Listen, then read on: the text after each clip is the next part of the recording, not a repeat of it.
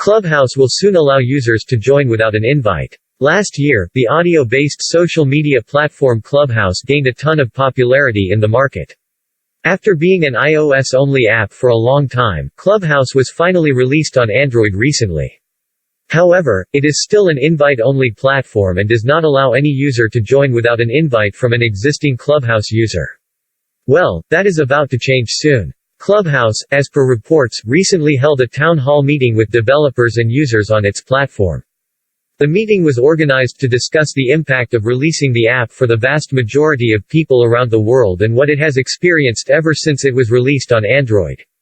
Following the town hall meeting, the official Twitter handle of Clubhouse shared a tweet, stating that a general release of the app is on the horizon.